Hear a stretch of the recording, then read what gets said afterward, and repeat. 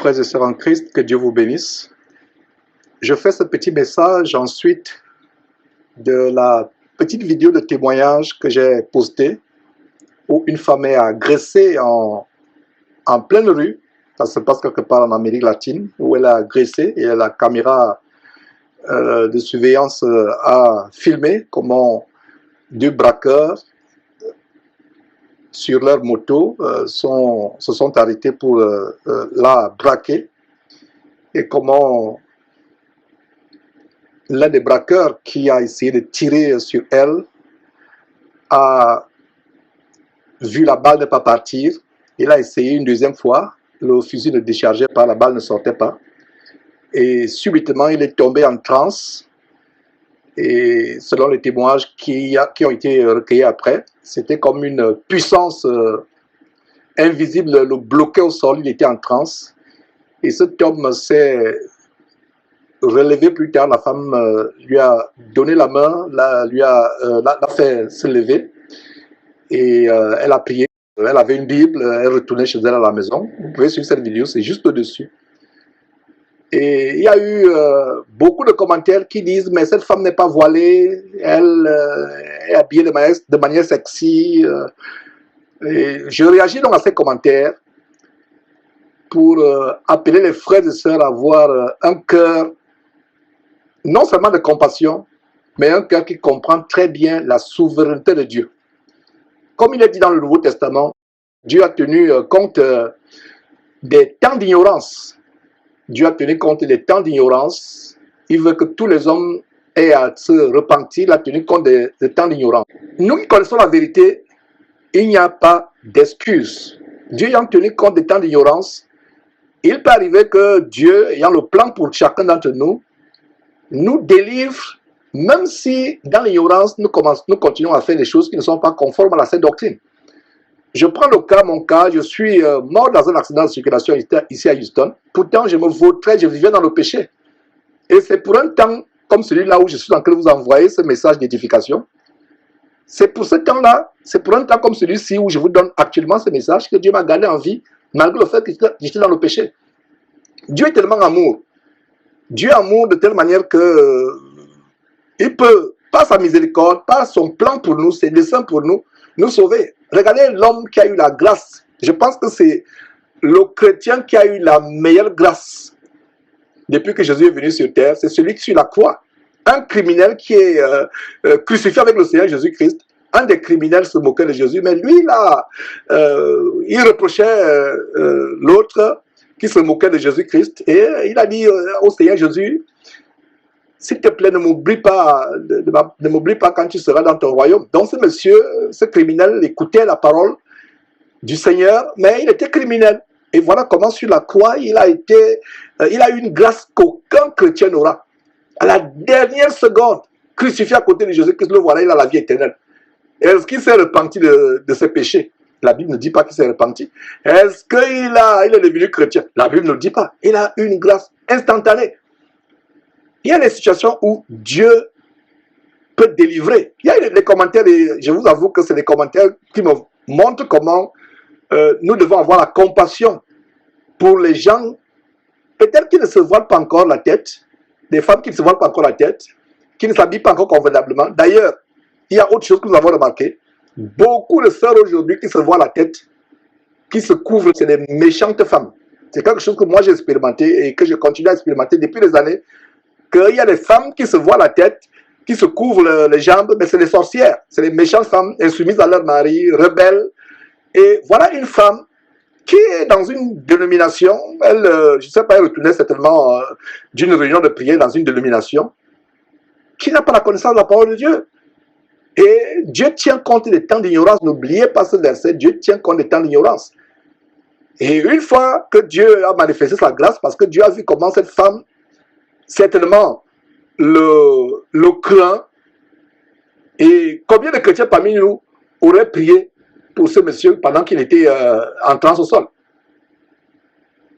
La majorité des chrétiens, même ceux qui suivent Jésus-Christ TV, après la délivrance, le fait que la balle soit sortie, que la balle ne soit pas sortie, pardon, la balle ne soit pas sortie, beaucoup auraient couru, auraient fui. Elle n'a pas fui. Elle est restée sur place. Et ça ne me surprend pas que Dieu ait sauvé une telle femme.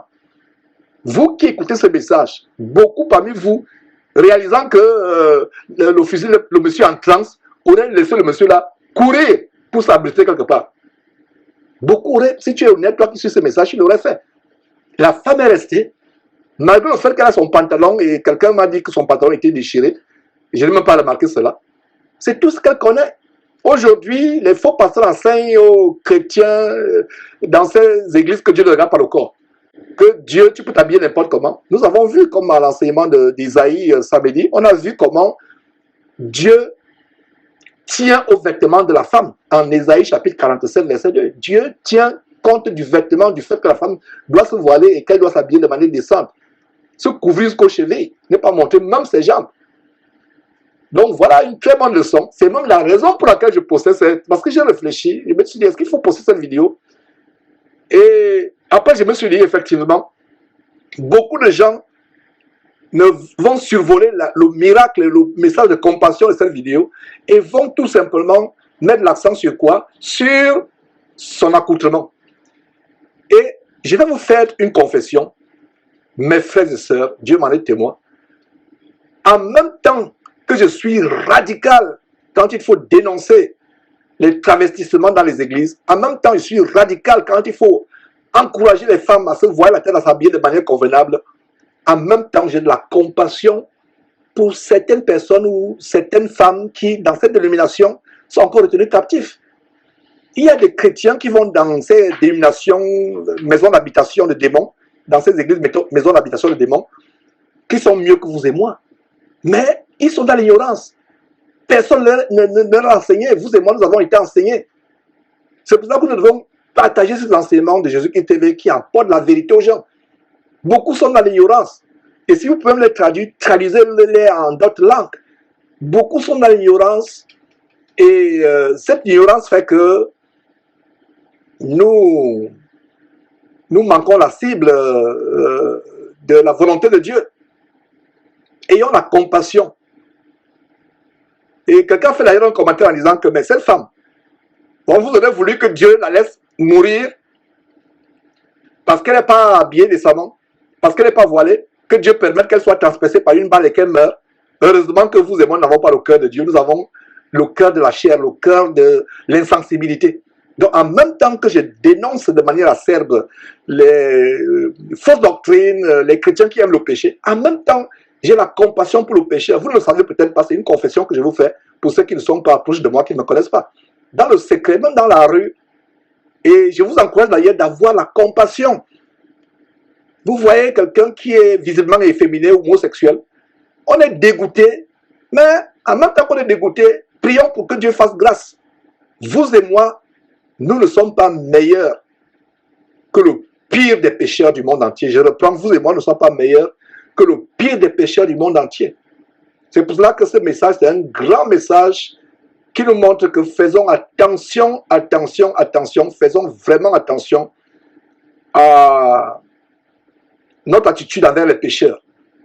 Dénonçons le péché avec radicalisme comme je le fais. Dénonçons le péché, mais ayons la compassion pour le pécheur. Ayons la compassion pour le pécheur.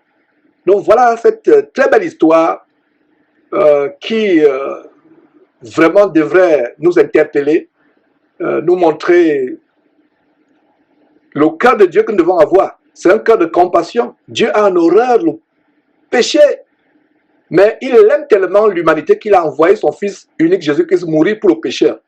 Donc changeons d'attitude, comprenons la souveraineté de Dieu, comprenons que Dieu tient compte des temps d'ignorance. Vous et moi, on a échappé à la mort à plusieurs reprises. Dieu nous a protégés des accidents de circulation, de la mort à plusieurs reprises. Est-ce que ça veut dire que nous étions à 100% clairs devant Dieu? Non, c'est pas ça. C'est parce que Dieu nous a sauvés, à ce qui me concerne, de la mort, pour qu'aujourd'hui je puisse prêcher l'évangile, afin que le monde puisse écouter cet évangile. Cette femme, avec son pantalon, plus tard, en écoutant peut-être même l'enseignement que je suis en train de donner actuellement, pourra savoir que, ah tiens, donc je portais les pantalons déchirés ou serrés dans l'erreur. Ah bon, donc j'enseignais la parole de Dieu étant dans l'erreur. Donc je portais les pantalons étant dans l'erreur. Donc je ne me voilais pas la tête étant dans l'erreur. Donc voilà ce message où je recadre les choses et c'est justement la raison pour laquelle j'ai mis ce message, parce que beaucoup devaient bondir directement sur le fait qu'elle n'est pas voilée. Et comment ça, elle n'est pas voilée, Dieu l'exauce? Comment ça, elle est habillée de manière comme une prostituée et Dieu l'exauce? Dieu tient compte des temps d'ignorance. Rappelez-vous l'histoire aussi de Jésus face à la femme en flagrant délit d'adultère. Jésus lui a dit, va et ne pêche plus. Pourtant, les pharisiens et autres, les anciens du peuple voulaient la lapider avec des pierres. Mais Jésus a eu compassion vis-à-vis de cette pécheresse. C'est la même compassion que nous devons avoir vis-à-vis des pécheurs, mais en leur prêchant de manière radicale que Dieu hait le péché et que le péché conduit en enfer, à la mort d'abord et en enfer plus tard. Soyons radicaux quand nous dénonçons le péché, soyons radicaux quand on expose les œuvres des ténèbres, mais en même temps, soyons compatissants et on a compassion pour ceux qui sont encore retenus captifs dans ces camps de concentration qu'ils appellent l'Église, pour ceux qui n'ont pas encore connu la vérité. La moisson est grande, disait Jésus. La moisson est grande. Il y a beaucoup des élus de Dieu qui sont encore retenus captifs, qui s'habillent encore comme des prostituées, qui s'habillent selon le monde, qui font des choses anti-bibliques, tout simplement parce qu'on leur a pas enseigné. C'est tout ce qu'ils savent. Donc j'espère que ce message vous édifiera. Soyez bénis au nom de Jésus-Christ. Amen.